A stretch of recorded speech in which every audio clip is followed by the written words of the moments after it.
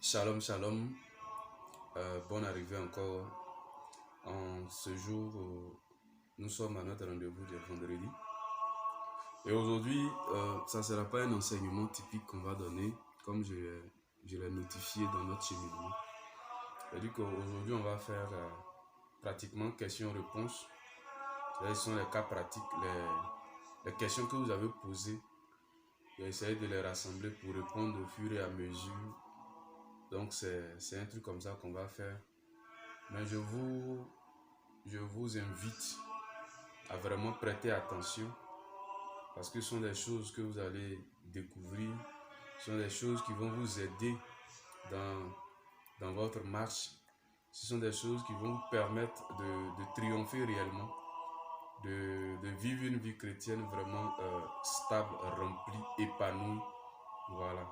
Et qui vont vous aider aussi à vaincre définitivement le monde des ténèbres.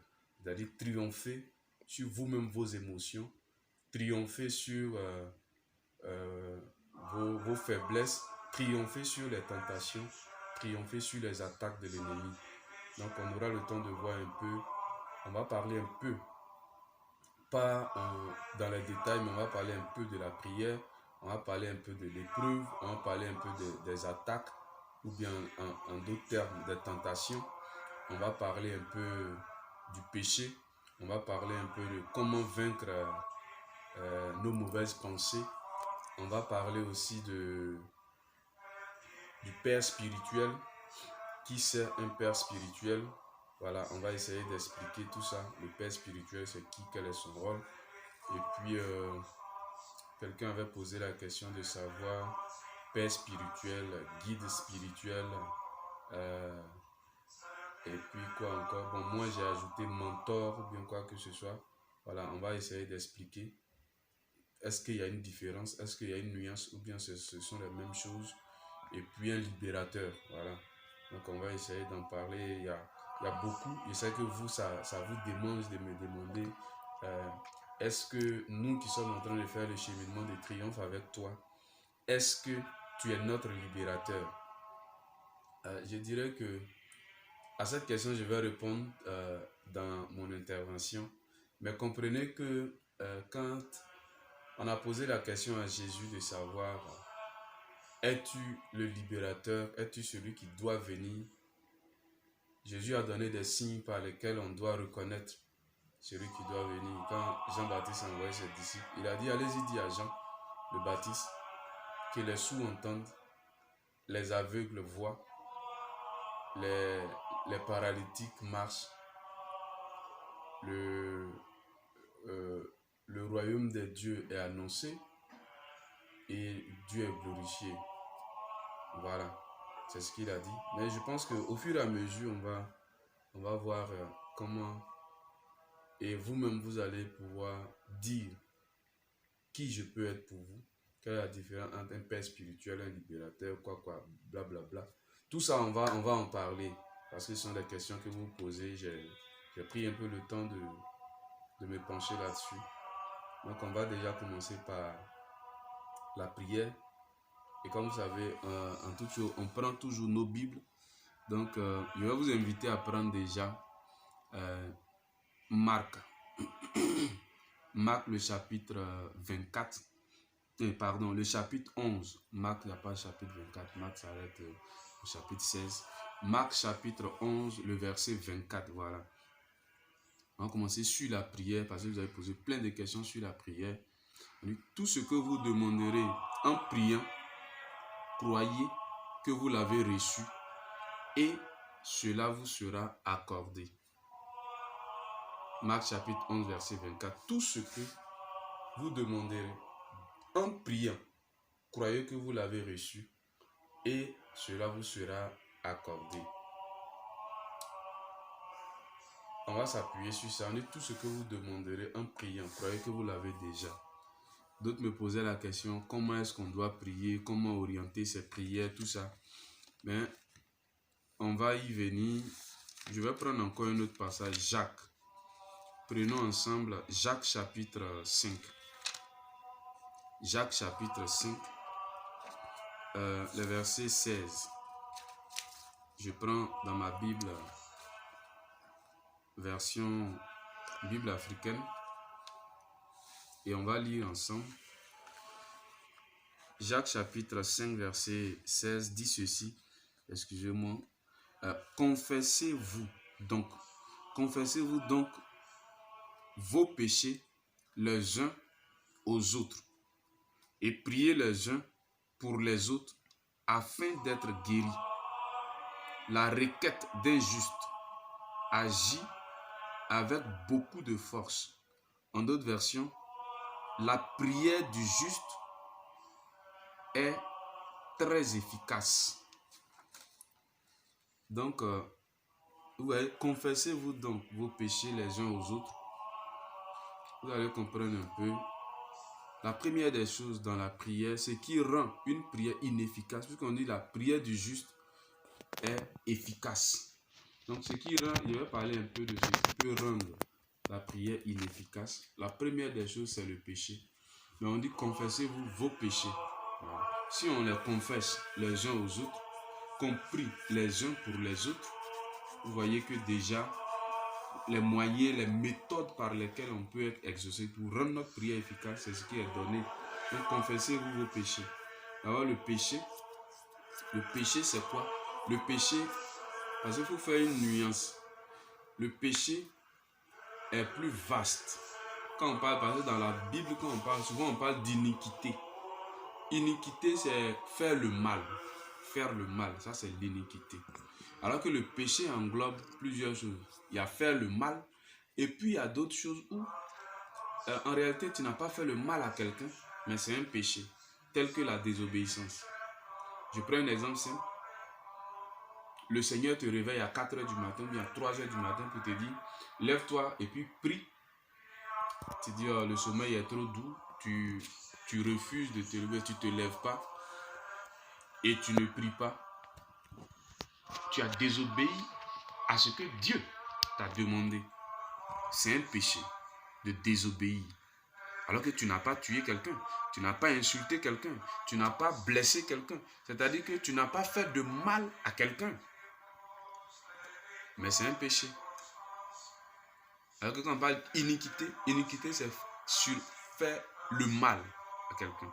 Donc quand on parle de péché, souvent on pense directement à insulter quelqu'un, faire du mal à son prochain, vivre dans la perversion, c'est-à-dire dans le mensonge, dans l'immoralité sexuelle, dans l'idolâtrie, tout ça. Alors que ne pas respecter ce que Dieu te demande, c'est déjà à constituer un péché. Désobéir à la volonté de Dieu, ne pas accomplir la volonté de Dieu, c'est déjà pas bon, c'est déjà un péché. Il y a aussi la foi. La foi. La foi, c'est croire en Dieu, mettre sa confiance en Dieu. Hébreu nous définit la foi. Hébreu 11, verset 1er. La foi est une ferme assurance des choses qu'on espère, une démonstration de celles qu'on ne voit pas. Et il y a aussi la méthode qu'on utilise pendant la prière pour rendre la prière efficace. Et pour la méthode, on va prendre par exemple Matthieu. C'est un peu le même passage que Matthieu chapitre 21. Matthieu chapitre 21, verset 22. Je pense bien, si je ne me trompe pas. Matthieu 21, verset 22. Matthieu chapitre 21, verset 22. La parole déclare ceci et je lis. Voilà. Matthieu 21, verset 22. Le Seigneur dit, tout ce que vous demanderez dans la prière avec foi, vous le recevrez. Tout ce que vous demandez dans la prière avec foi, vous le recevrez. Pour rendre ta prière efficace, il faudrait que les demandes, voilà, nos demandes soient faites, comme on l'a dit, dans la prière. Parce que souvent, il y a des gens qui disent, faut pas confondre mes désirs mon souhait, mon envie. C'est différent de ma prière. Non, j'ai ça dans mon cœur, j'ai ma prière dans mon cœur, j'ai ceci dans mon cœur, donc Dieu même voit, Dieu même sait. Je peux faire des demandes, mais pas dans la prière. Il dit tout ce que vous demandez dans la prière, vous l'obtiendrez. C'est-à-dire qu'on peut faire des demandes, mais pas dans la prière. Faire des requêtes, pas forcément dans la prière. Tout ça, le jour, je vais vous donner l'enseignement typique, entièrement sur la prière. Je vais faire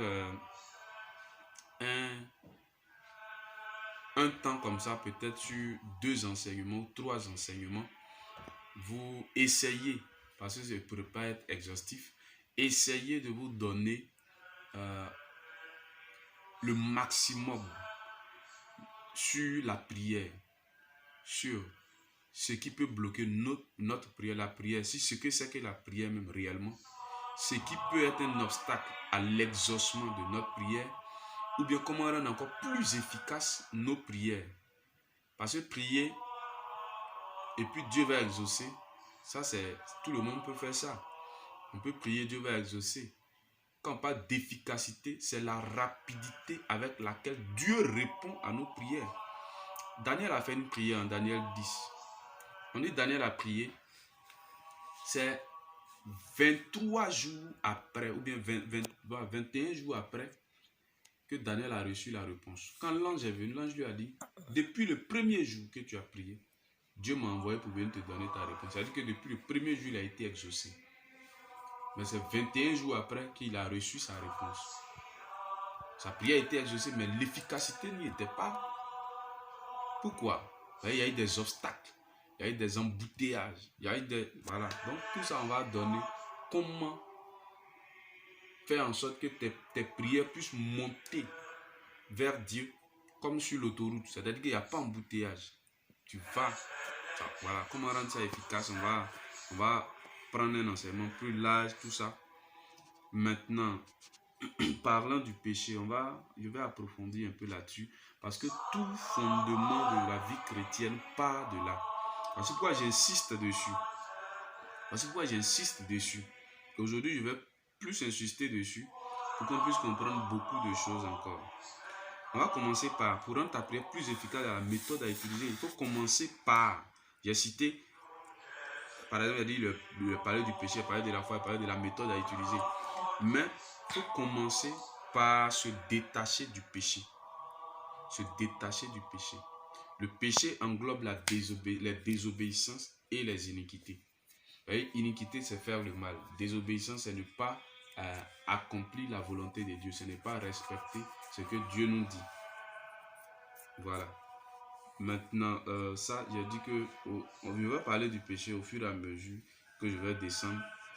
Mais ça, c'était juste pour parler de la prière. Comme vous posez la question, comment orienter cette prière, comment faire ceci, vous dites qu'il n'y a pas une façon typique d'orienter cette prière. C'est comme la prière, c'est comme tu t'adresses à ton Dieu, tu t'adresses à ton Père. C'est comme être dans le besoin et puis dire, papa, j'ai besoin de telle chose. Mais cette demande doit être faite dans la prière. Voilà, doit être faite dans la prière. Donc, demander quelque chose à Dieu, c'est se mettre en prière pour lui demander. Là, on va recevoir. Voilà. Donc, il n'y a pas une méthode pour dire comment orienter ces prières. Tu orientes tes prières en fonction de tes besoins et en fonction de, si tu veux, de tes intérêts. Quand je dis tes intérêts, ne prends pas le mot de façon trop personnelle. C'est-à-dire, quand on dit tes intérêts, ce qui attire ton attention en réalité, c'est comme ça. Et donc, voici pourquoi je vous ai dit, votre intérêt doit être porté d'abord sur le royaume des cieux. Donc, quand tu es en train de prier, est-ce que ce que je fais, ce que je demande est conforme à ce que Dieu nous enseigne? Est-ce que ce que je demande est utile pour l'agrandissement du royaume, pour l'agrandissement du règne, ou bien pour apporter le règne de Dieu sur la terre ici? Parce qu'on dit que ton règne vienne dans le Notre Père qui est aux cieux. Que ton règne vienne. Donc la prière fait venir le règne de Dieu sur la terre et fait monter nos besoins vers le Père. Voilà. Donc Il n'y a pas de, comment on appelle ça, comment orienter ma prière. Tu orientes en fonction de tes besoins. J'ai besoin que les pécheurs se convertissent, donc je prie pour les pécheurs. J'ai besoin d'avoir, j'ai besoin d'un foyer stable, donc je prie pour que mon foyer soit stable. J'ai besoin d'une prospérité financière, je prie pour que cette prospérité financière-là, par arrangement divin, Dieu positionne les circonstances et les événements pour que le ciel soit favorable, pour que les opportunités se présentent, ou bien une idée divine me soit donnée qui va propulser cette prospérité. Donc c'est un peu ça. Donc voici un peu la prière. Je ne vais pas détailler tout, mais c'est un peu ce que je peux vous dire déjà sur la prière. Maintenant, quelqu'un m'a demandé de faire la différence entre l'épreuve et l'attaque. Quelle est la différence entre l'épreuve et puis les attaques? Il y a des épreuves que nous-mêmes nous provoquons, il y a des épreuves que Dieu nous envoie, il y a des épreuves que l'ennemi envoie. Bon, si on veut bien détailler, une épreuve, d'abord, une épreuve est une action de Dieu dans notre vie. Ce que nous-mêmes nous causons et puis nous appelons épreuve, c'est que c'est nous-mêmes nos désobéissances qui attirent des situations dans nos vies, des situations difficiles dans nos vies. Ça, c'est pas Dieu qui nous envoie, mais c'est nous-mêmes qui créons des difficultés dans notre vie. Moi, j'appelle pas ça épreuve. J'appelle ça les conséquences de nos désobéissances, conséquences de nos péchés, conséquences de nos désobéissances. Parce que quand tu désobéis, quand tu pêches, il y a toujours les conséquences, il y a toujours les inconvénients. Donc ce sont les inconvénients, les résultats qu'on reçoit. On dit tout se paye sur la terre. Tout ce qu'on fait sur la terre se paye. Que tu fasses le bien, tu reçois le bien en retour. Si tu fais le mal, tu recevras le mal en retour. Si tu agis mal, tu vas recueillir les conséquences. Donc c'est un peu ça. Donc, je vous explique. L'épreuve, c'est quoi? Donc l'épreuve est une expérience qui a pour but de faire connaître la valeur d'une chose. L'épreuve est une expérience qui a pour but de faire connaître la valeur d'une chose ou bien la valeur d'une personne. La valeur d'une personne ou bien la valeur d'une chose. Voilà. Et que ça fait sortir la valeur de la personne. Cette valeur peut-être qui était cachée, qui était enfouie, ça fait sortir ça. Quand on prend Deutéronome chapitre 8. Deutéronome le chapitre 8, les versets 2 et 3. Je vais lire. Je prends mon temps pour lire et puis pour prendre tous ces détails pour que ensemble on puisse comprendre. Je ne suis pas en train de faire une prêche ou bien donner un enseignement à la va-vite pour faire. Non, je veux qu'on comprenne, donc on va étape par étape. Donc prenons notre temps pour écouter, pour voir. Donc, en Deutéronome chapitre 8, versets 2 à 3, comme j'ai dit, je prends et je vais lire pour que vous aussi vous preniez, pour qu'on puisse lire ensemble. Voilà.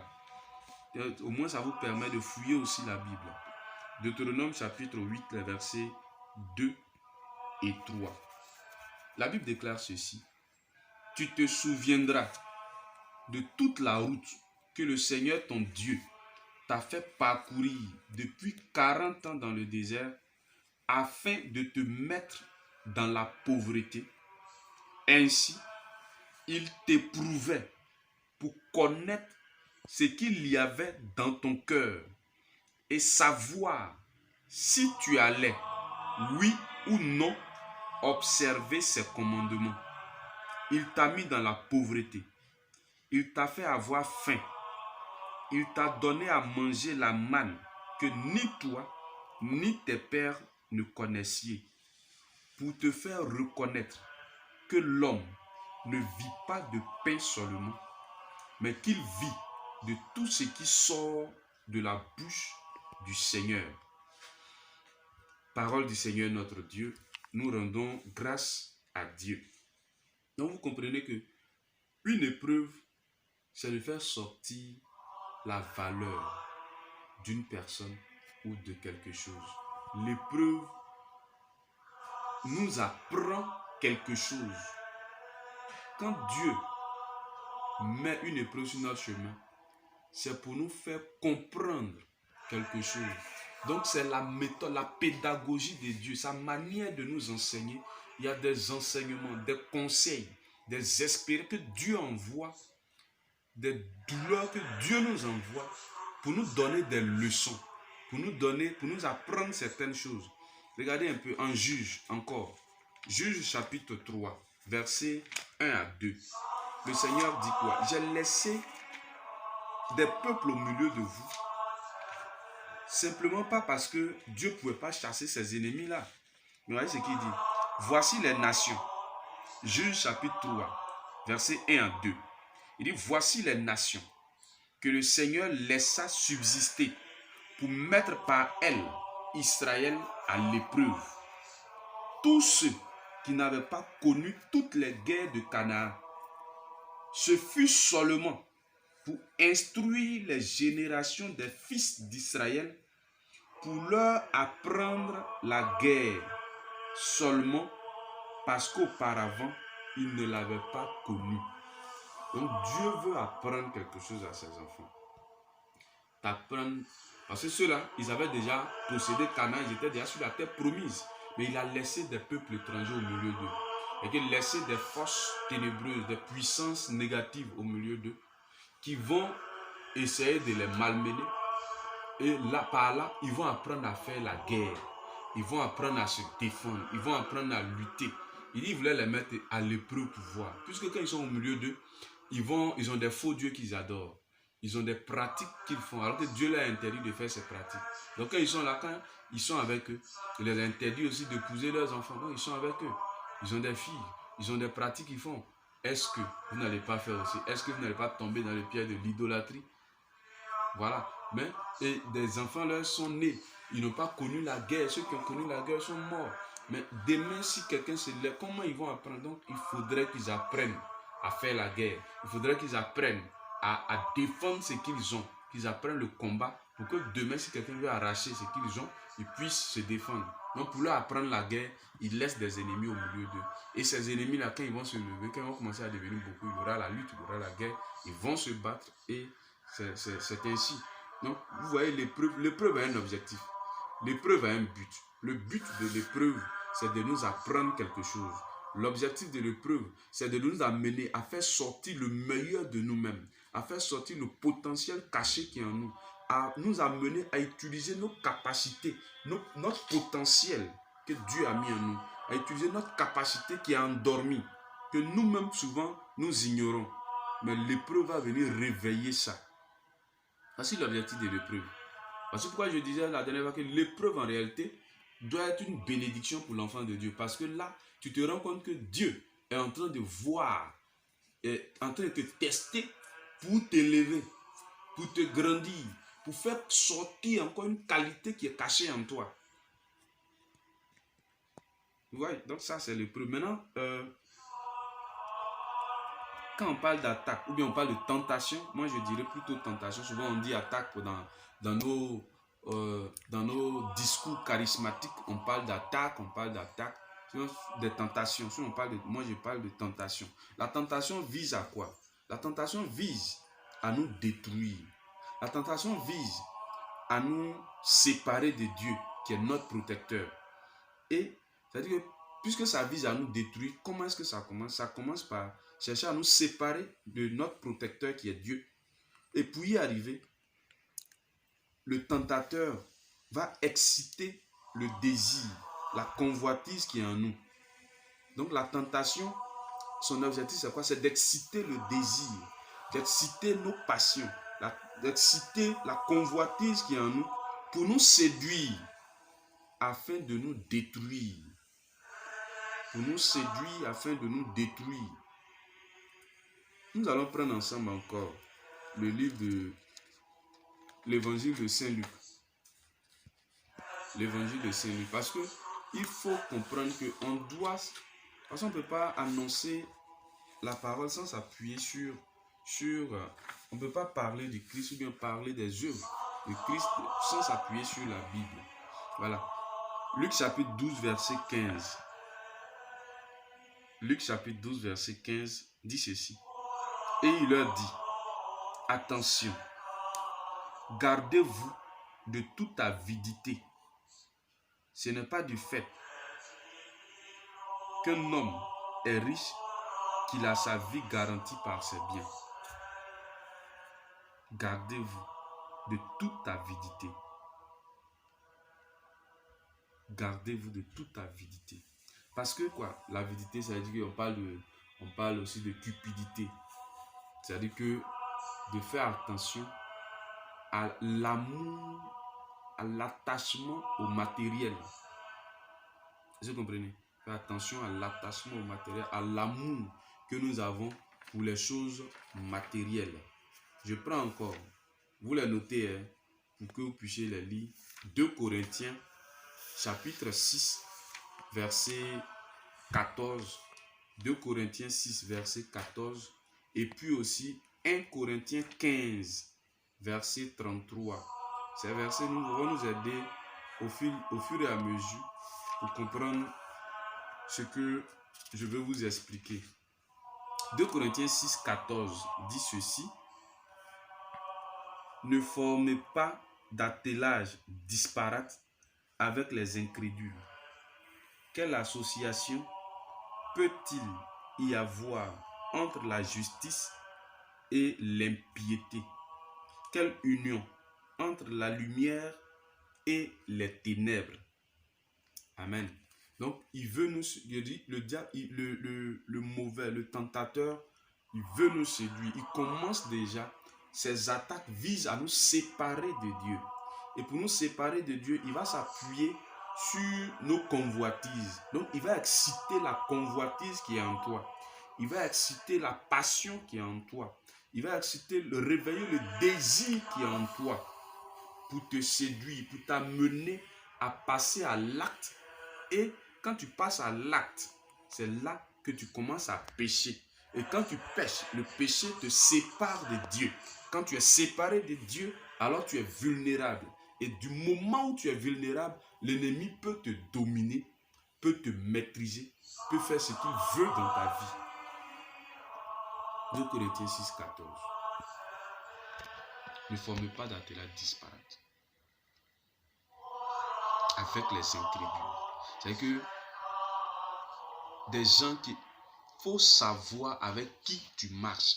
Voici, c'est ça qui est là. Parce qu'en réalité, une attaque ou bien une tentation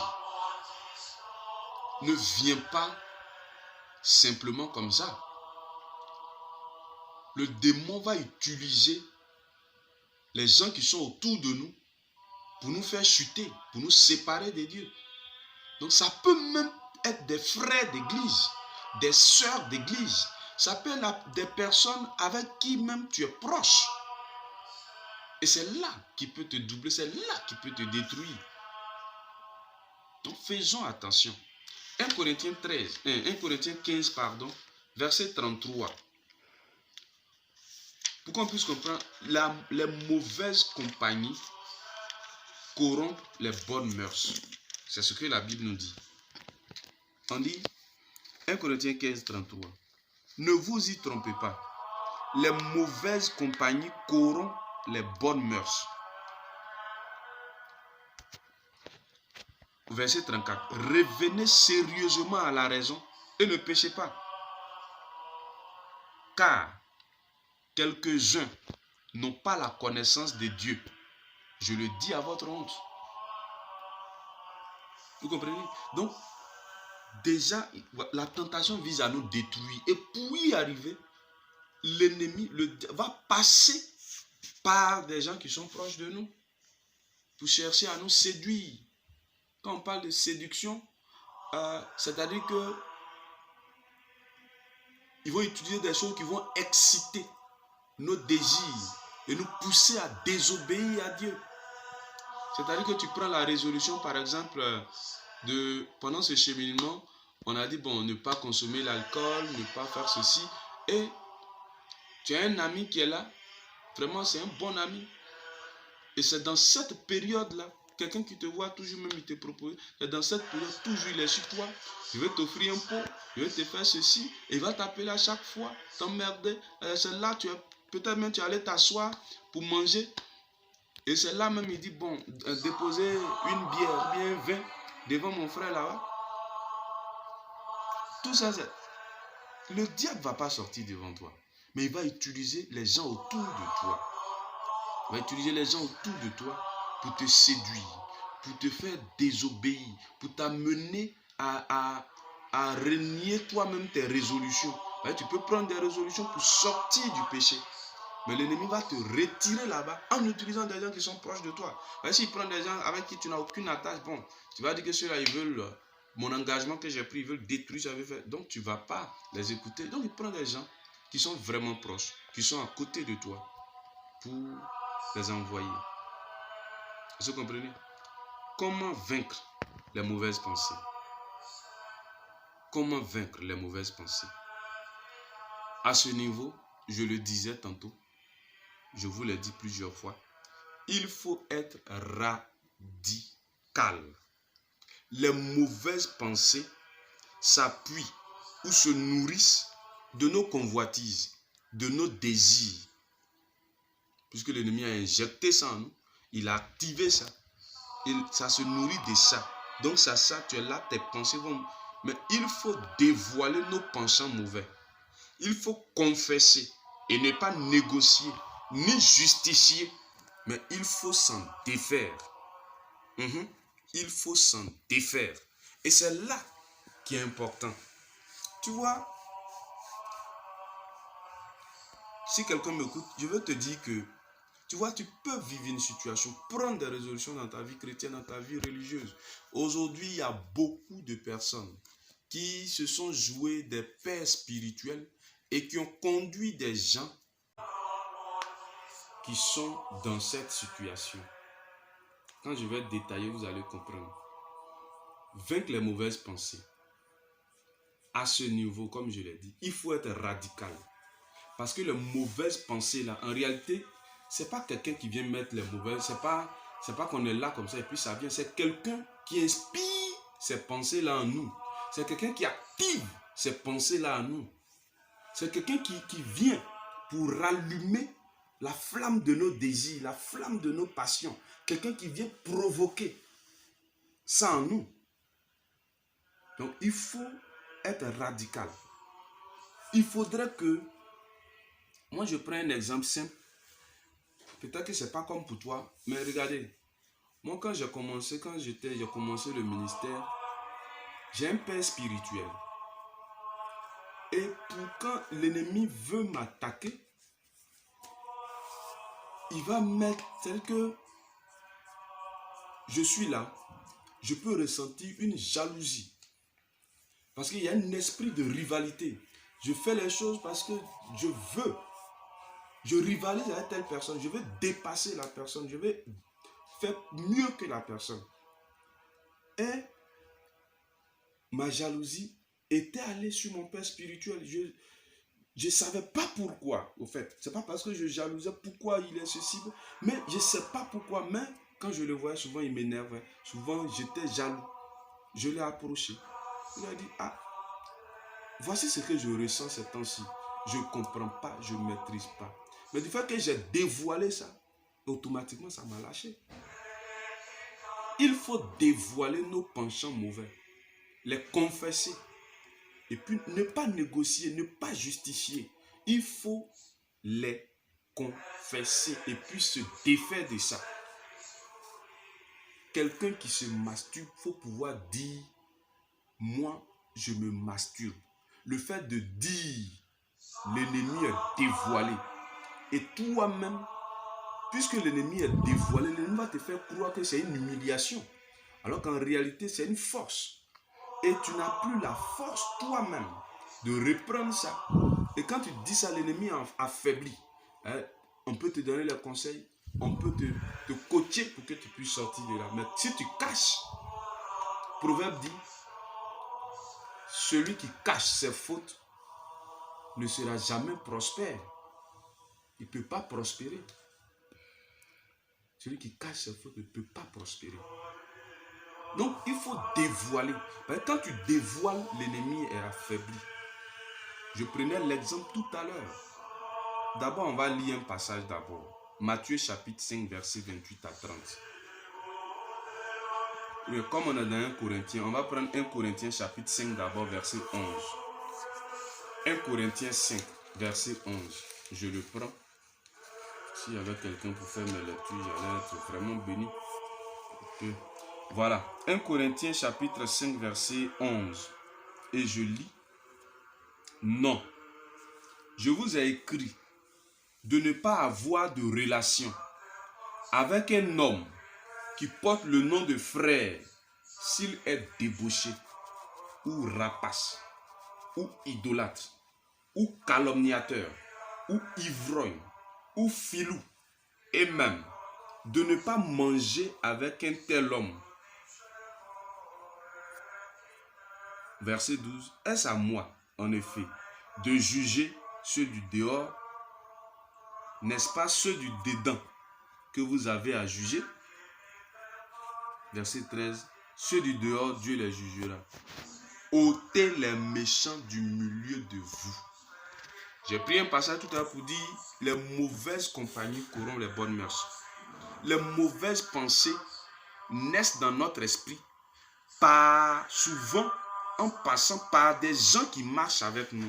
Ce qu'ils lancent dans nos esprits, les discours qu'ils tiennent, les propositions macabres, ténébreuses, perverses que ces gens-là nous font. N'essayons pas de justifier ou de protéger quoi que ce soit. Si tu veux progresser avec Dieu, c'est le moment de dévoiler. Quand on dit dévoiler, voici pourquoi il dit il est important et nécessaire d'avoir un père spirituel. Je dis bien père spirituel. D'avoir un père spirituel. Parce que le père spirituel, ce n'est pas un guide comme son nom l'indique. Ce n'est pas un gourou, ce n'est pas un juge. Mais comme son nom l'indique, c'est un père. Quelqu'un qui te soutient, quelqu'un qui te conseille, quelqu'un qui te protège, quelqu'un qui te défend et quelqu'un qui te montre le chemin à suivre. Dans les grandes décisions de ta vie, quelqu'un qui t'apporte son expérience pour que tu saches quoi faire à quel moment. Quelqu'un qui t'aide à sortir de tes problèmes et non quelqu'un qui te plonge dans les problèmes. Il est important. Oui, il est important. Matthieu 5, versets 28 à 30. J'avais dit. Je prends et on lit. Matthieu 5, versets 28 à 30 déclare ceci. Et moi, je vous dis, quiconque regarde une femme avec convoitise a déjà dans son cœur commis l'adultère avec elle. Si ton œil droit, écoutez-moi bien, si ton œil droit entraîne ta chute, arrache-le et jette-le loin de toi. Car il est préférable pour toi que périsse un seul de tes membres et que ton corps tout entier ne soit pas jeté dans la géhenne. Et si la main droite entraîne ta chute, coupe-la et jette-la loin de toi. Car il est préférable pour toi que périsse un seul de tes membres et que ton corps tout entier ne s'en aille pas dans la géhenne. Voici pourquoi il dit qu'il faut appliquer la radicalité évangélique. Quand Jésus te dit, si ton œil droit cause ta chute, arrache ton œil, jette-le loin de toi. Il n'a pas dit va pour qu'on arrache, il dit toi-même arrache. Ce qui veut dire quoi? C'est que quand on parle de mauvaises pensées, quand ça toi-même décide, ce qui inspire les mauvaises pensées en toi, décide de t'en défaire. Si c'est parce que tu regardes des films pornographiques, tu regardes des films érotiques, que ton envie, ton appétit sexuel s'active, voici pourquoi tu vas te masturber, ou bien voici pourquoi tu vas coucher avec une femme, ou bien coucher avec un homme, mais défais-toi de la pornographie, défais-toi des films érotiques. Si c'est parce que tu as un ami qui, quand tu prends des décisions, lui, quand il vient causer avec toi, il va parler d'intimité, parler de sexe, parler de ceci avec toi, surtout quelqu'un de sexe opposé qui va venir avoir des discours trop intimes avec toi, Sépare-toi de cette personne quand tu prends ce genre de décision. Puisque tu ne veux plus tomber dedans, tu ne veux plus nourrir ce genre. Mais la personne vient attiser ce désir qui est brûlant en toi. Et finalement, même quand la personne n'est plus là, elle a déjà semé. Cette semence est en toi. Et l'homme est puissant dans l'imagination. Et déjà, l'imagination commence à œuvrer. Et les envies viennent. Les envies viennent. Et un moment, ça s'enflamme en toi. Tu ne peux plus supporter. Et tu vas commettre l'acte. L'acte fatidique qui maintenant devient un gros péché. Et qui t'empêche, tu tombes maintenant dans un cercle ténébreux, un cercle vicieux. Tu es pris au piège et tu ne fais que tourner dans ce cercle diabolique qui a été mis en place par l'ennemi en passant par quelqu'un peut-être en qui tu as confiance. Défais-toi de cette personne, carrément. Tu n'es pas obligé de marcher avec cette personne. Ce qui crée en toi des mauvaises pensées, sépare-toi de ça.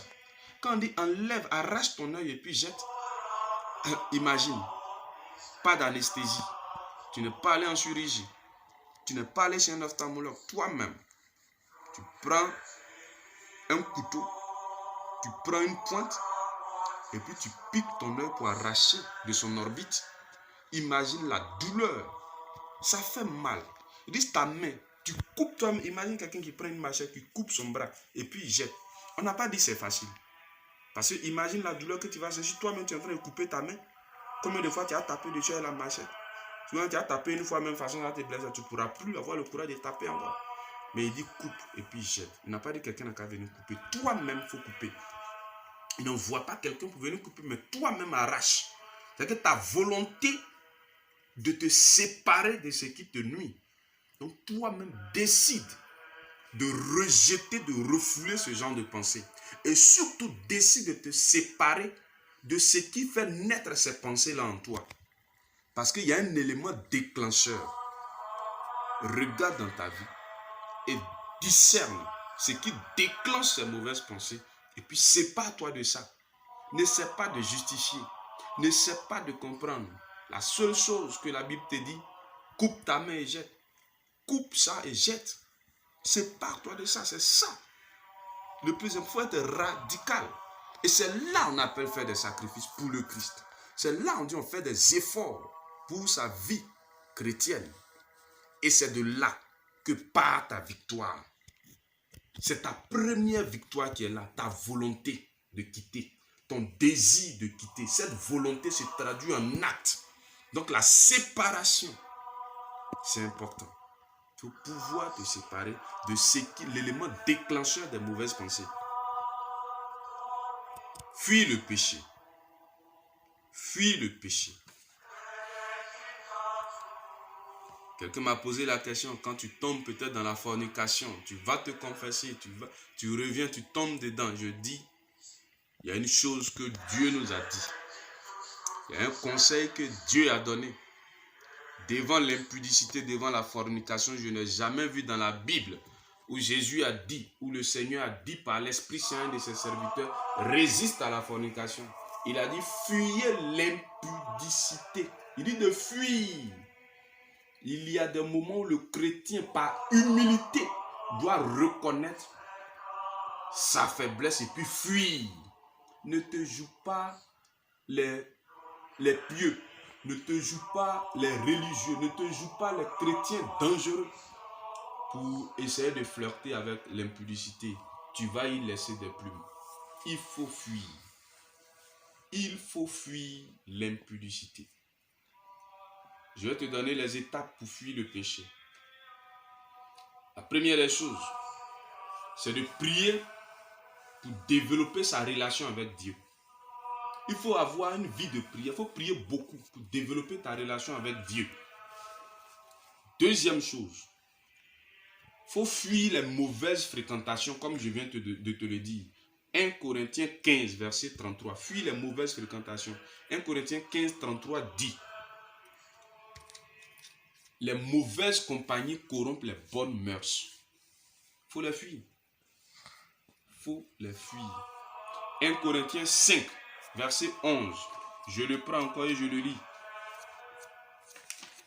1 Corinthiens 5, verset 11 dit: Heureux êtes-vous lorsque l'on vous insulte, que l'on vous persécute et que l'on dit faussement de vous, que l'on dise faussement contre vous toutes sortes de mal à cause de moi. Soyez dans la joie, car votre récompense est grande dans les cieux. C'est ainsi en effet qu'on a persécuté les prophètes qui vous ont précédés. Donc, ce qui va arriver, quand les mauvaises compagnies auront les bonnes mœurs, quand tu vas te séparer de ces personnes qui marchent avec toi, mais qui t'induisent toujours en erreur, qui leur compagnie t'influence et t'empêche de respecter tes engagements, quand tu vas vouloir te séparer d'eux, il y aura toujours ça. On va t'insulter, on va te critiquer, on va chercher à te calomnier, on va t'accuser faussement, dire des choses sur toi, simplement parce que tu veux te séparer d'eux. Donc tu veux dire quoi? Quand même tu es venu trouver nous-mêmes chrétiens. Tu veux dire que tu es devenu trop chrétien ou bien trop chrétien. C'est toi qui connais Jésus. Ils vont te dire des choses. Ne te laisse pas influencer. Ne te laisse pas influencer. Il y a des manipulateurs parmi nous. Il y a des manipulateurs autour de nous. Des gens qui vont toujours chercher à te manipuler. Voici pourquoi il faut avoir un père spirituel, non un gourou. Parce qu'il y a des gens qui se font appeler pères spirituels et qui sont des manipulateurs de conscience. Qui sont des manipulateurs de conscience. Et qui vont t'empêcher d'avoir ta liberté, mais t'amener à dépendre d'eux. Ça, ce sont des gourous, ce ne sont pas des pères spirituels. Ils vont t'amener à t'attacher à Christ. Ils vont t'amener à t'attacher à eux. Non. Je dis non et non. L'Église nous enseigne que dans la relation d'abord de père spirituel et fils spirituel, la relation interpersonnelle qui doit exister doit être christocentrique. C'est-à-dire basée, centrée sur Jésus-Christ de Nazareth. C'est Jésus-Christ qui est l'intérêt. C'est Jésus-Christ qui est le centre. C'est Jésus-Christ qui est la finalité de cette relation. Il y a quelqu'un qui va utiliser son influence pour t'amener à pécher, pour t'amener à désobéir à Dieu, pour t'amener à aller contre la parole de Dieu et te donner des versets ou des paroles pour justifier vos actes. Je dis non. Je suis venu ouvrir tes yeux. Je suis venu ouvrir tes yeux. Parce que dans ce cheminement de triomphe, il faut que tes yeux soient ouverts pour que tu comprennes que Dieu ne négocie pas avec le péché.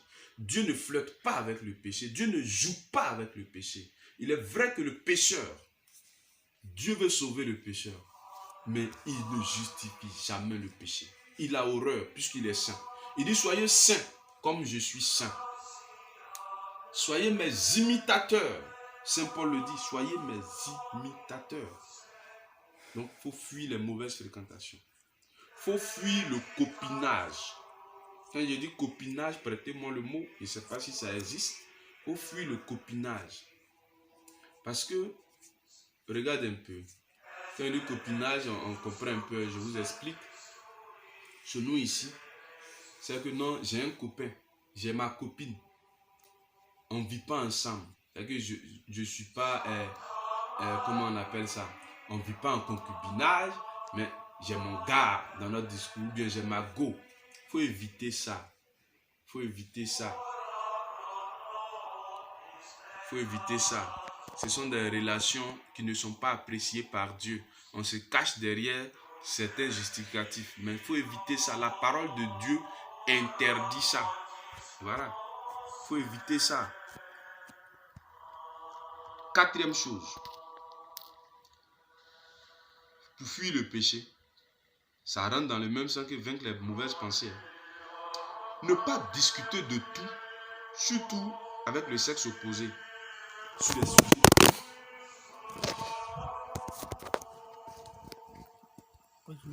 Ne pas discuter de tout.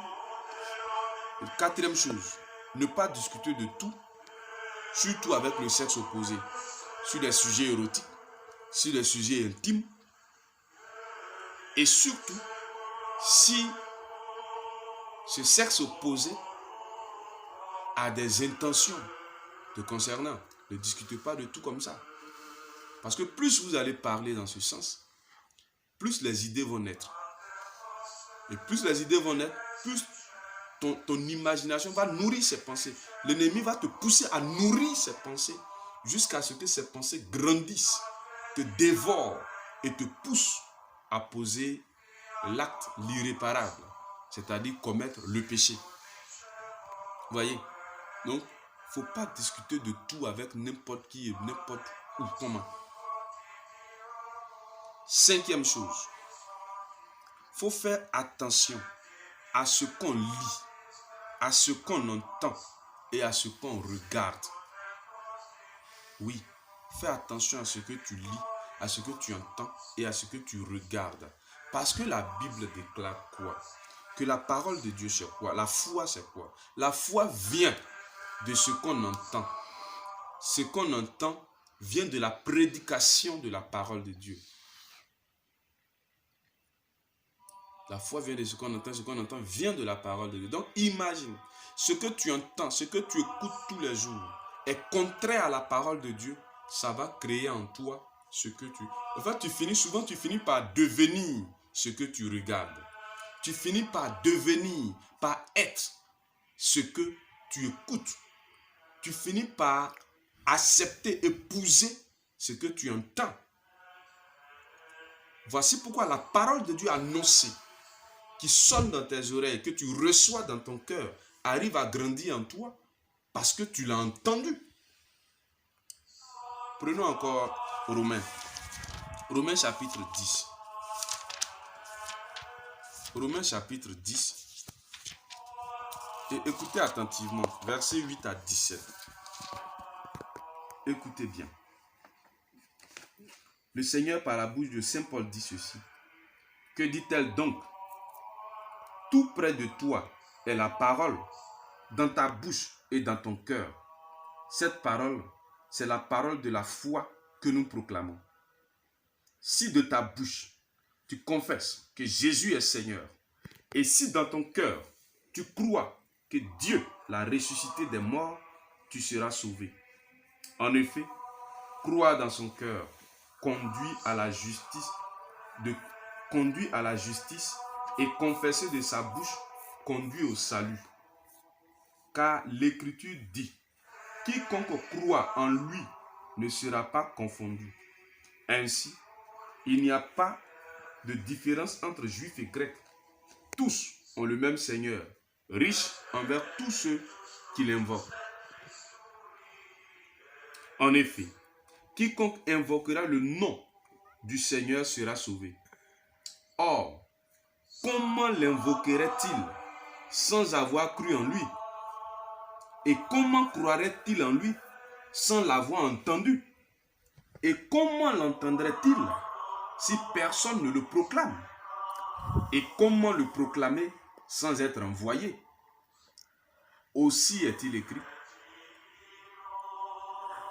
qu'ils sont beaux les pieds de ceux qui annoncent de bonnes nouvelles. Mais tous n'ont pas obéi à l'évangile. Isaïe dit en effet, Seigneur, qui a cru à notre prédication? Ainsi, la foi vient de la prédication, et la prédication, c'est l'annonce de la parole de Christ. Parole du Seigneur, nous rendons grâce à Dieu. Vous voyez? Donc, déjà, si on doit confesser de la bouche, on doit croire dans notre cœur. Donc, imagine, ce que tu écoutes, c'est ce qui descend dans ton cœur, c'est ce qui te remplit. Et si tu ne fais qu'écouter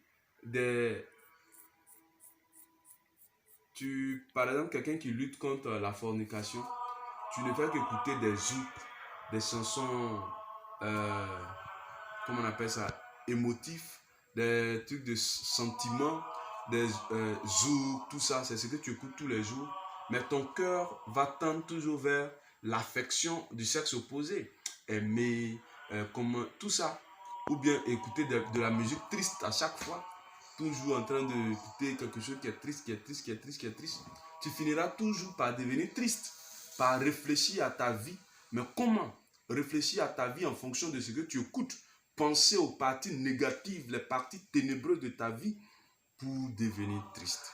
Ou bien penser aux blessures, aux ruptures que tu as eues pour avoir la nostalgie d'une relation que tu as abandonnée pour t'attacher à Christ. Tu vois, donc ce que tu écoutes, ce que tu entends, ou bien toujours en train de causer avec quelqu'un qui va dans vos causeries de façon, comment on appelle ça, de façon insidieuse, de façon très maligne, lancer des insinuations, insinuer de petits trucs qui attirent vers la perversion, vers l'immoralité sexuelle. La personne ne te le dira pas clairement souvent, mais va glisser ça souvent dans vos causeries, un coup, et puis pour chercher à créer quelque chose en toi. Je dis, détache-toi de ce genre de personnes. Ces genres de personnes ne sont pas faites pour t'aider. Et puis, il faut comprendre que tu n'es pas obligé d'être ami avec tout le monde. Quand tu es chrétien, tes amis, il faut savoir les choisir. Lui qui ne t'arrange pas, c'est pas toi de lui. Il y a des amis qui sont là pour t'empêcher de progresser avec Dieu. Tu n'es pas obligé de marcher avec eux. Tu n'es pas obligé de marcher avec eux. Moi, je me suis séparé de certains amis. J'ai coupé les ponts avec d'autres. Pourquoi? Parce qu'on n'a pas... Quand on est en train de causer, la causerie me ramène toujours dans mon ancienne vie. Ça ne m'arrange pas. C'est une vie que j'ai laissée derrière. Ce qui est passé est passé. Ce qui est passé est passé. Passons à autre chose. Toutes choses sont devenues nouvelles. Si tu n'es pas dans ma nouvelle vision, je ne suis pas obligé de marcher avec toi. On peut se saluer, on peut causer, on n'est pas obligé d'être amis. On peut être camarade au passage, on se salue, on passe, on se croise, c'est fini. Et puis c'est fini. On n'est pas obligé d'être amis. C'est ça. Il faut comprendre ça. Parce que si on ne comprend pas ça, on ne pourra jamais se défaire du péché. Sixième chose. Il faut favoriser la compagnie que de rester dans la solitude. Ça, c'est un conseil. Favoriser la compagnie que de rester dans la solitude. Favoriser la compagnie que de rester dans la solitude. Favoriser la compagnie que de rester dans la solitude. Sixième chose. Favoriser la compagnie que la solitude. Écoute-moi bien. La sexualité se pratique dans l'intimité. L'impudicité souvent se fait dans le secret. Donc imagine, la meilleure façon de fuir l'immoralité sexuelle, c'est de favoriser la compagnie des gens qui nous sont familiers. Il ne faut pas rester seul dans ton coin. Parce que quand tu restes seul, des idées obscures vont venir dans ton esprit. Ne reste pas seul. Il faut favoriser la compagnie. Parce que la solitude crée certains problèmes, occasionne certains péchés. Il y a certaines personnes qui ont des addictions, qui sont, des addictions, telles que la pornographie, telles que la masturbation, telles que, quoi encore? Bon, je ne sais pas, imaginez un peu. Donc, d'autres ont des addictions. Ces addictions se réveillent quand tu es seul. Parce que quelqu'un va pas, tu vas pas te masturber devant les gens. C'est pas possible. Quand tu es seul, ça vient. Tu vas pas, quand tu as encore une conscience et tout, tu vas pas regarder un film ou bien des trucs pornographiques devant les gens ou bien en public. À moins que ta perversion soit au sommet de son art. Tu vois? Donc, tout ça se révèle quand tu es seul. Quand c'est ainsi, quand tu vois que certaines choses sont en train de naître en toi, rejoins la famille. Ou bien, tu dois communiquer avec des proches qui sont fiables, bien sûr. Communiquer avec des proches. Maintenant, si tu fréquentes quelqu'un, comme je l'ai dit, il faut éviter le copinage. Si tu fréquentes quelqu'un, alors, voyez-vous dans des lieux publics. Ne soyez pas isolés, vous deux. Parce que si vous êtes deux, dans le secret, il y a des choses qui peuvent arriver. Les attouchements peuvent venir.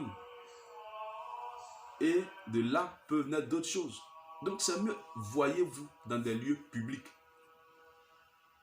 Ça évite beaucoup de choses dans des espaces publics. ça évite beaucoup de choses. Beaucoup de choses. Est-ce que vous comprenez? Donc, il ne faut pas rester dans la solitude. Septième chose, il faut conserver une activité. C'est-à-dire quoi? Vous savez, on dit l'oisiveté est la mère de tous les vices. L'oisiveté, l'ennui, pousse à tomber dans tout ce qu'on a cité. Dans la masturbation, dans les commérages, dans les critiques, dans la pornographie, dans les discussions inutiles. Vous voyez? Donc tout ça, l'oisiveté. Parce que pour un chrétien, tu ne dois pas rester sans activité. Tu dois être occupé, tu dois t'occuper. Même quand tu ne travailles pas, tu ne fais rien. Fais l'effort de pratiquer le sport. Parce que le sport va aérer ton esprit. C'est-à-dire quoi? L'oxygène va monter à ton cerveau sera aéré. Donc, tu seras déchargé de tout ce qu'on appelle stress.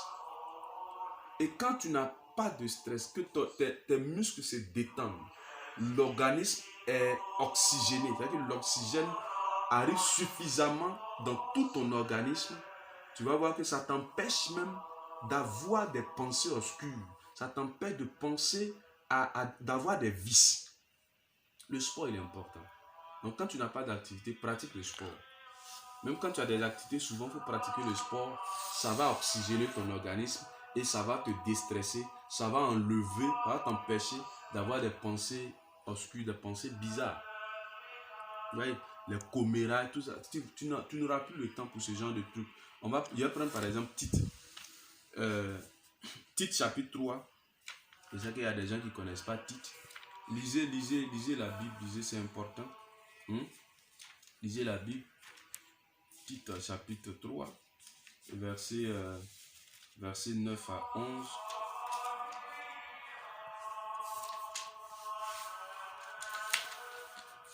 Tite, je suis dans Colossiens, Thessaloniciens, Timothée, Tite, chapitre 3, verset 9 à 11, dit ceci. Mais les recherches vaines, les généalogies, les disputes, les controverses relatives à la loi, évite-les. Elles sont inutiles et vaines. Celui qui est hérétique, écarte-le après un premier et un second avertissement. Tu sais qu'un tel homme est dévoyé, pécheur, qu'il se condamne lui-même. Vous comprenez? Donc, il faut, prenez ça dans votre version, lisez. Tite. Donc, je vais vous donner les passages que vous allez lire. Je ne pourrai pas tout lire ici. Tite chapitre 3, verset 9 à 11. 2 Timothée, chapitre 2, verset 14. Tout cela, rappelle-le, attestant devant Dieu qu'il faut éviter les querelles de mots. Elles ne servent à rien, sinon à perdre ceux qui les écoutent. Les discussions inutiles. S'asseoir pour parler de Drogba est plus fort que Eto'o. El Diablo est plus joli que Martin. Bon, ouais, des discussions inutiles, quelque chose qui ne vous apporte pas. En réalité, ça va vous abrutir. Parce que sans vous en rendre compte, vous êtes en train de mener des discussions qui ne vous donnent rien. Et souvent même vous commencez à crier dessus, ça, vous vous énervez. Pourquoi lui l'a fait? Alors que ce sont des choses même qui n'apportent rien dans votre vie. Ne vous rapportent rien. Mais ce n'est qu'une perte de temps. C'est pourquoi nous avons médité aujourd'hui. Racheter le temps. Racheter le temps présent. Racheter le temps. Je vois Ephésiens 6, verset 16. Ephésiens 5, verset 16. Racheter le temps. Donc ne perdons pas le temps sur ces broutilles, sur ces bêtises-là. Et aussi, Cantique des Cantiques nous dit, Cantique des Cantiques, chapitre 8, verset 4. Cantique des Cantiques, chapitre 8, verset 4. Il dit, n'éveillez pas, ne réveillez pas l'amour avant qu'il ne le veuille. Il y a des gens qui vont venir vers toi, surtout les femmes, les jeunes filles, ou bien même les garçons. Des gens vont venir vers toi, qui vont venir exciter, réveiller l'amour dans ton cœur pendant que ce n'est pas encore le moment. Je parle du vrai amour. Et que l'amour qui va t'amener à te marier, des gens vont venir réveiller avant qu'il ne soit l'heure, vont venir réveiller sans toi. Alors qu'il y a un moment pour ça. Et quand on réveille ça avant le moment, c'est là qu'on connaît les déceptions et les blessures. Donc quand ce n'est pas encore le moment, ne cherche pas à être dans le foyer. Quand ce n'est pas encore le moment, ne cherche pas à connaître l'amour. Pour le moment, ce que tu dois faire, c'est de t'attacher à Christ. Quand tu seras attaché à Christ, quand le moment va arriver, Christ lui-même, regarde bien, Adam, Dieu a fait tous les êtres vivants. Il les a envoyés vers Adam, les animaux. Et puis il a dit à Adam de les nommer. On dit à Adam les a nommés qu'il n'a pas trouvé quelque chose dedans que lui pouvait marier. Mais quand Dieu l'a fait rentrer dans le profond sommeil, il dit bien le profond sommeil, et quand il est ressorti de là, il dit cette fois-ci, voici la chair de ma chair, l'os de mes os. Quelqu'un ne lui a pas dit que c'est sa femme, mais quand il a vu, il a su. Adam n'est pas sorti avec tous les animaux de la brousse. On l'a envoyé pour les nommer. Il les a nommés, il n'a pas trouvé pour lui dedans. Mais quand le moment est arrivé, quand il s'est réveillé comme ça, il dit voici ça. Sois patient, sois patiente. Suivons ce cheminement, attache-toi à Jésus, accroche-toi à lui, sépare-toi de tout ce qui peut t'empêcher de t'attacher à Jésus. Sépare-toi de toutes les personnes, de toutes les situations, de tous les événements, de ton passé qui t'empêche de t'accrocher à Dieu. Et puis avance. Abandonne ce sentiment de culpabilité. Tu as péché hier, tu as eu une vie hier, mais la Bible dit, 2 Corinthiens 5 verset 17 dit que désormais que nous sommes en Christ, toutes les choses anciennes sont passées. Désormais, toute chose est devenue nouvelle. Donc, ce qui est ancien est passé. Mais souvent, le diable va te faire croire que ce qui est passé là, il va ressusciter ça pour venir. Et t'empêcher de pouvoir... Souvent, il va te... Ah, toi-même tu es comme ça, ou bien on trouve que tu es comme ça, tu vas t'approcher de telle personne, tu vas expliquer tant, ou bien tu vas vouloir avoir un père spirituel, lui expliquer tes situations. Est-ce que les gens vont pas dire que je veux sortir avec lui, ou bien il peut avoir tant, ou bien toi-même tu te dis, faut pas trop m'approcher de lui, faut pas des sentiments vont naître. J'ai dit, c'est ta vie passée qui faisait ça. C'est dans ta vie passée tu as fait ça. Mais maintenant tu es dans une nouvelle vie. Christ est né dans ton cœur. Tu triomphes de cela. Donc, on dit ta vie passée est passée. Commence une vie nouvelle. Donne-toi d'être épanoui. Donne-toi de te réjouir. Donne-toi de te libérer. Donne-toi de vivre librement. Ne te mets plus sous un joug étranger. Non. Vous pouvez lire les versets suivants. 2 Timothée chapitre 2 verset 14. 1 Timothée chapitre 6 verset 3 à 7. 1 Timothée chapitre 6 verset 20. Marc chapitre 9 verset 15 à 17. Là au moins je vais lire. Marc chapitre 9 verset 15 à 17. Voyez, je dis, quand vous allez sortir de ce moment, je vous dis la vérité, vous serez des êtres changés. Des personnes qui remportent des victoires, des gens qui triomphent. Ça, je vous l'assure.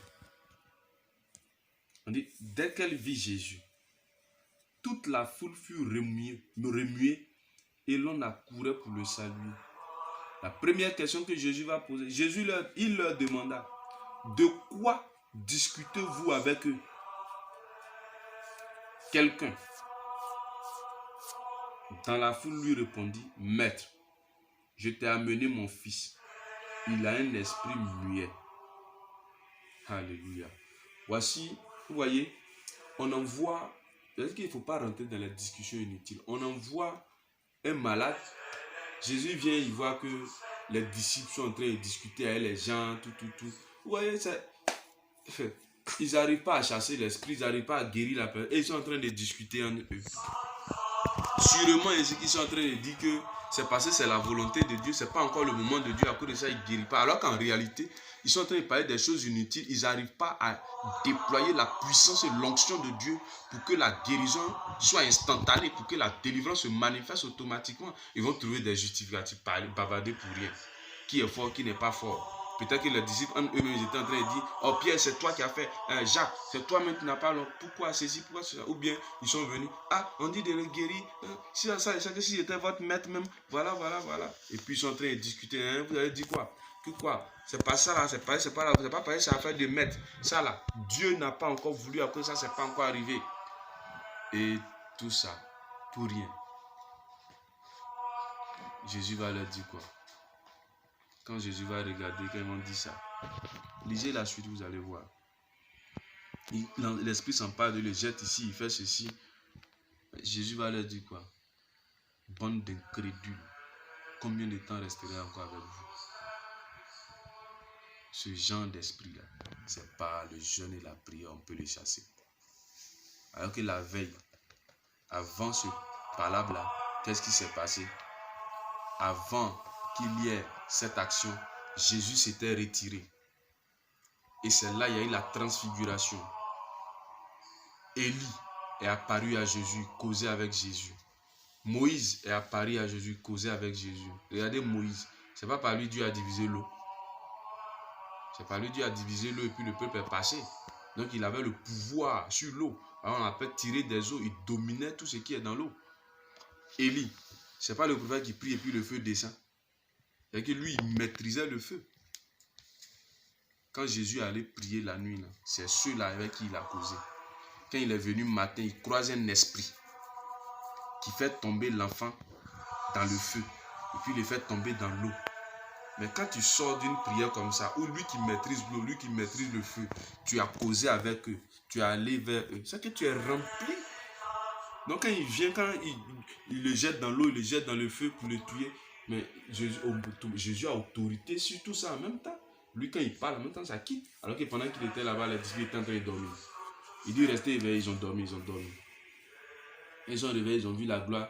Pierre dit, il va faire tant qu'ils vont rester là-bas. Bref, c'était pas ça notre sujet. Mais, je veux dire quoi? Je veux dire qu'il ne faut pas avoir de causeries inutiles. Il faut aller à l'essentiel. Il faut désirer l'essentiel. Il faut vouloir l'essentiel. Tu verras que Dieu va agir. Ne te justifie pas. Ne discute pas pour rien. Sois efficace. Tu es appelé à triompher. Sois efficace. Sois concret. Ne rentrons pas dans les discours bizarres. 8e point. On est toujours en train de fuir le péché. 8e chose. Il faut se battre avec l'aide du Saint-Esprit. Il faut se battre avec l'aide du Saint-Esprit. Si l'impudicité est l'un de tes plus gros combats, je vais te dire, mon frère, ma soeur, ne désespère pas. Tu as vaincu. Dès cet instant où même tu me reçois, où tu reçois cette parole, j'ai dit, tu as vaincu l'impudicité parce que 1 Jean 4, verset 4 dit, vous êtes de Dieu et celui qui est en vous est plus puissant que celui qui est dans le monde. Dis-moi amen. Celui qui est en toi est plus fort que celui qui est dans le monde. L'autorité que Dieu a mis en toi est plus puissant que les tentations qui viennent sur ton chemin, est plus puissant que les propositions que le diable vient te faire. Donc tu les as déjà vaincus. Si tu crois que tu reçois, je te dis que tu es libéré de l'impudicité, tu es libéré du pouvoir de la perversion, tu es libéré du mensonge, tu es libéré de la négligence, tu es libéré réellement comment on appelle ça, de la paresse, tu es libéré de tout ce de la perte de temps. Désormais, tu es un être diligent, un être qui connaît ses priorités. Tu es libéré de faire des choix de médiocrité. Tu es libéré de l'esprit d'infériorité parce que tu es quelqu'un qui est appelé à être supérieur. Dieu dit, tu ne dois pas être en bas, tu dois être en haut. Tu ne seras pas dernier, tu seras premier. Voilà ce que Dieu dit sur toi. Voici la parole que Dieu annonce sur toi. Il dit, ni les hauteurs, ni les profondeurs, ni la persécution, ni la faim, ni rien ne pourra te séparer de son amour. Car de tout ça, nous sommes plus que vainqueurs. Tu es plus que vainqueur, mon frère, ma soeur. Rien ne peut t'empêcher d'atteindre ce que Dieu a prévu pour toi. Maintenant, c'est à toi de décider. C'est toi qui dois le faire. Même si parfois, l'ennemi a remporté des batailles, je te demande de faire en sorte qu'il ne gagne pas la guerre. Et je t'annonce qu'il ne gagnera pas la guerre. Il ne gagnera pas la guerre. Parce que désormais, tu es devenu un autre être. 1 Pierre, chapitre 1, versets 15 à 16, déclare ceci. Et je lis, mais de même que celui qui vous a appelé est saint, vous aussi, devenez saints dans toute votre conduite. Parce qu'il est écrit, soyez saints, car je suis saint. Et si vous invoquez comme Père, celui qui, sans partialité, juge chacun selon son œuvre, conduisez-vous avec, comme je disais, 1 Pierre, chapitre 1, verset 15 à 16. Il dit, même si parfois l'ennemi a remporté des batailles, fais en sorte qu'il ne gagne pas la guerre. 1 Pierre, chapitre 1, verset 15 à 16, on nous appelle à la sainteté. Mais de même que celui qui vous a appelé est saint, vous aussi devenez saint dans toute votre conduite. Parce qu'il est écrit, soyez saints car je suis saint. Et si vous invoquez comme Père celui qui, sans partialité, juge chacun selon son œuvre, conduisez-vous avec crainte durant le temps de votre séjour sur la terre. Nous sommes des pèlerins sur la terre. Marchons en tant que tels. Notre temps va finir. Prenons le temps de faire le maximum d'économie, c'est-à-dire de profiter de ce temps-là en faisant le maximum de bien. Voilà. Voilà ce que je voulais dire sur comment fuir le péché. Venons au Père spirituel. On ne va pas durer dessus. J'en ai déjà parlé un peu dans toutes mes interventions. Père spirituel, définition, ce qu'on peut dire, c'est celui par qui Dieu t'a touché. C'est celui qui a fait naître Christ en toi. 1 Corinthiens chapitre 4, verset 14 à 16. Je prends ça rapidement pour finir vite parce que je sais que je n'ai plus assez de temps. On va aller rapidement. 1 Corinthiens chapitre 4, verset 14 à 16. Bon, lisez ça, vous allez comprendre. C'est un conseiller. Le Père spirituel, c'est un conseiller. Un père, c'est un motivateur. C'est un guide. Donc, la personne qui m'a posé la question entre Père spirituel et guide, il y a une différence. C'est un guide aussi. Un Père spirituel, c'est un guide. Mais un guide n'est pas forcément un Père spirituel. Un directeur spirituel, c'est aussi une couverture spirituelle. Parce qu'avant, on appelait ça directeur spirituel. Voilà. Donc, maintenant, tu peux avoir un Père spirituel. Il y a un seul Père spirituel. On n'a pas deux pères spirituels. C'est comme ton père biologique, il est un, il n'y a pas deux. On a un père spirituel. Tu peux avoir plusieurs mentors. Voilà. Si tu veux mentor, le mentor spirituel, c'est quoi? Quand on parle de mentor, c'est une personne expérimentée qui peut t'aider à être meilleur dans un aspect de ta vie. C'est quelqu'un qui t'apporte son expérience. Donc, un mentor, c'est un modèle. C'est quelqu'un peut-être qui t'inspire, qui t'aide à faire sortir le meilleur de toi-même, ou bien qui t'amène à pouvoir faire sortir le meilleur de toi-même, à développer certaines qualités. Donc, un père spirituel, je reviens encore sur le père. Donc, un mentor, c'est un expert, quelqu'un qui t'apporte son expertise. Il peut t'encadrer dans un certain domaine bien précis. Et en réalité, le mentoring est monétisé. C'est-à-dire que le mentor, en principe, c'est payant. Tu peux voir quelqu'un qui t'inspire bien, il peut te faire ses honoraires. Alors que le père spirituel, c'est pas payant. Le mentor, ça peut être payant, mais il y a d'autres qui le font gratuitement. Moi, je suis mentor de certaines personnes, je ne sais pas facturer. Non, je ne fais pas ça. Mais quelqu'un qui fait ça, je ne condamne pas la personne. Parce que la Bible n'interdit pas. Parce qu'on dit, celui par exemple qui donne l'évangile, il a droit à ce que tu prennes soin de lui. Un exemple simple. Bon, j'ai laissé les versets, je ne peux pas parler de ça aujourd'hui. Donc, un père spirituel, je veux t'expliquer un peu pour que toi-même tu puisses comprendre. Donc, le père spirituel, il faut comprendre ça seulement. Le reste, il faut laisser. Un père spirituel, c'est un tuteur spirituel. C'est un guide. Et cela est nécessaire. Il est nécessaire qu'on ait un père spirituel dans notre marche vers la sainteté. Parce que ça nous aide à mortifier nous-mêmes notre propre volonté. C'est-à-dire que tu es quelqu'un, tu n'arrives pas à obéir, tu n'arrives pas à te soumettre à l'autorité. Ton père spirituel, tu es obligé de lui obéir. Ça est dans les règles. Tu dois obéir à ton père spirituel. Donc, déjà, ça aide à mortifier ta propre volonté, vu que tu dois lui obéir. Dans le combat spirituel aussi, ça fait fuir le démon. Pourquoi? Parce que quand tu as un père spirituel, tu lui avoues toutes tes erreurs. Ce n'est pas une confession, mais tu lui dis tout. Tu ne lui caches rien. Donc, à force de dévoiler l'ennemi, automatiquement, le diable fuit loin de toi.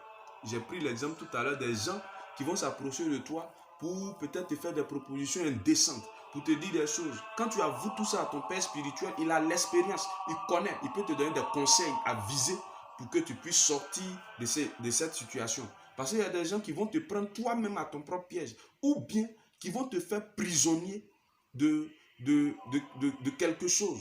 Parce que ce sont des manipulateurs de conscience. Ce sont des vendeurs d'illusions. Ce sont des gens qui connaissent ta faiblesse, qui maîtrisent ta personne et qui connaissent la psychologie, qui peuvent t'influencer facilement.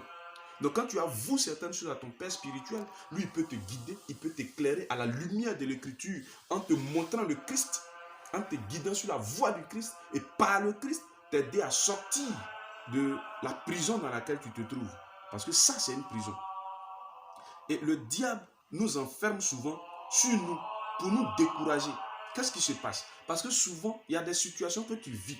Tu as honte d'expliquer à ton père spirituel. Ou bien tu as peur de lui dire parce que tu penses qu'il va te juger. Le diable va te pousser à croire qu'il va te condamner, qu'il va te juger. Non, ne dis pas, ne dis pas. De sorte que tu puisses rester dans ton coin.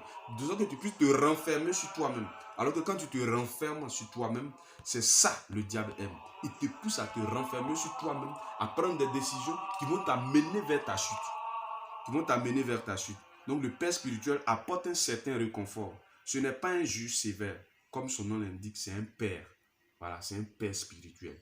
Donc un père, c'est pas quelqu'un qui va te faire chuter, mais c'est quelqu'un qui t'apporte le réconfort, la paix, qui te soutient, qui t'encourage. C'est une couverture spirituelle. Donc un père spirituel peut être ton libérateur, peut être ton guide, peut être ton mentor. Mais un mentor, ce n'est pas forcément ton père spirituel. Tu peux avoir plusieurs mentors, mais un seul père. Voilà. Tu peux avoir tu as un seul libérateur. Ton libérateur peut être ton père spirituel, comme ça peut être quelqu'un d'autre, un homme de Dieu qui apparaît dans ta vie, qui apporte une libération dans ta vie et puis il est parti. Mais ton père spirituel, c'est lui qui t'a engendré dans le Christ, lui qui a fait naître Jésus dans ton cœur. Peut-être que tu partais à l'église, mais par lui, ses enseignements, son intervention, tu as vu Jésus autrement, tu as compris, tu as eu maintenant la claire vision du Christ, il a fait tomber les écailles de tes yeux, et maintenant, quand bien même que tu partais à l'église, c'est maintenant que tu t'abandonnes, que tu vois l'importance de t'attacher à Christ, et c'est maintenant que tu t'attaches à lui là, il peut être ton père spirituel, parce que c'est lui qui a fait naître Jésus dans ton cœur. Est-ce que tu comprends? Lui, c'est ton père spirituel. Mais ton père spirituel peut être ton libérateur.